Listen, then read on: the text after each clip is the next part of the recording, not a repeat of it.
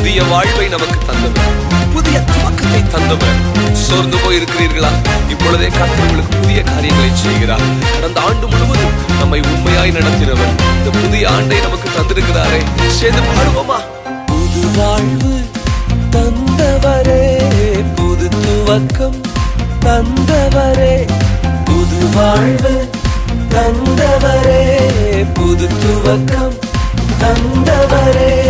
நன்றி, உமக்கு நன்றி, முழு மனதுடன் சொல்கின்றோம். நன்றி, உமக்கு நன்றி, மன நிறைவுடன் சொல்கின்றோம். சொல்லுங்க, நன்றி. நன்றி, உமக்கு நன்றி,